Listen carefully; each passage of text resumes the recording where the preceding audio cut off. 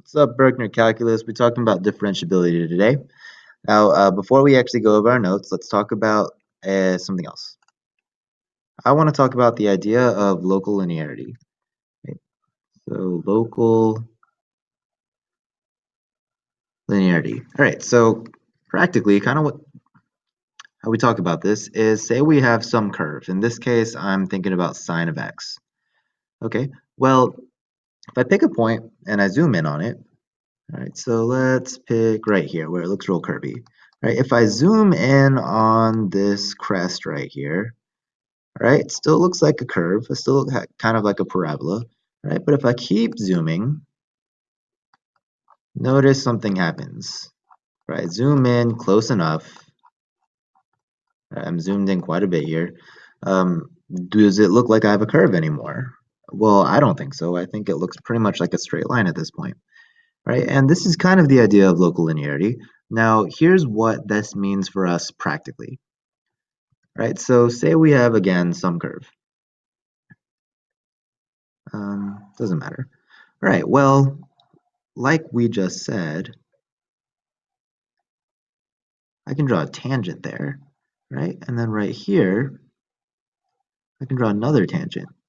Right here, I can draw another tangent, right? And I can keep going with this, and hopefully you get the idea. But if you notice, I kind of don't see the curve anymore, right? I'm seeing all these tangent lines, but I'm not really seeing the curve anymore. And this is practically what the idea of local linearity or local linearization, how it affects us. So what this is saying is if I draw enough tangent lines,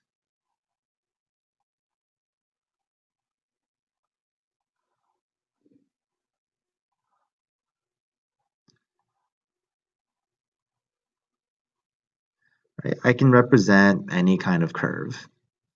Okay, and think about what this means. Right? If I can draw a tangent line at a point, that means that the derivative exists because the tangent line is essentially the derivative, the slope of at that point. And so if I can draw a tangent line, it means that it's differentiable. It means that I can take the derivative, right? And that's how local linearization really impacts us.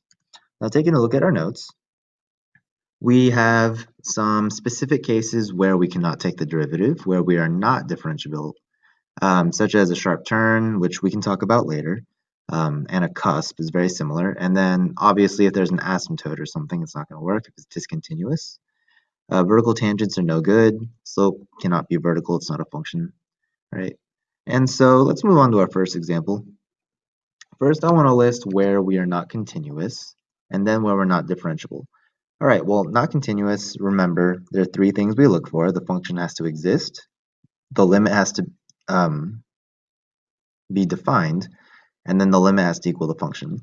Well, here the function does exist at 6, right? But the limit from the left and from the right do not match, and so the limit does not exist. So I can say that at x equals 6, there's a jump discontinuity, right? But the reason that a jump discontinuity is a discontinuity at all is because the limit does not exist. All right, and I don't see anything else that causes problems, so let's move on to B. We are not differentiable. Well, first here at 3, I have a sharp turn. Right, and then as I move on, it looks like at 4, I have a vertical asymptote, or vertical tangent, I should say. All right, at 6, we're not continuous, or I can say discontinuous. Right, we already talked about that in part A. And then at x equals 8, I have a cusp, and that's no good either. All right, let's move on. Okay, now we're just talking about slope. All right, so I'm asking where's the slope 0? Right, so if I draw a tangent line at some point, where is the tangent line going to be horizontal? Well, I see that I have a slope of 0 right here at B, right here at E. So again, if you can draw a tangent line that's flat, right, that's where we have a slope of 0. So at B and E, definitely slopes of 0. Right, and then where do we have positive slopes? Well, kind of if we follow the trend here, I know that I'm increasing at C. Okay, so I know that I'm positive there, and I keep going up at D, so I'm also positive there, right? And here at A, I'm decreasing, so I have a negative slope. And here at F, I'm also decreasing, so it's also a negative slope. All right, let's keep going. Last example. Here I'm given some information, and I want to find the derivative at 2. All right, so remember that this is our limit definition of a derivative, and notice the similarities here. So if I take my limit definition of a derivative, right, so I already know all about this.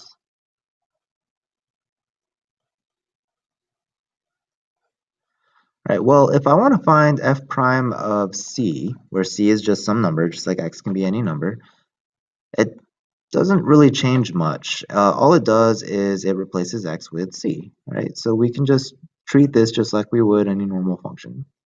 Okay, so given that,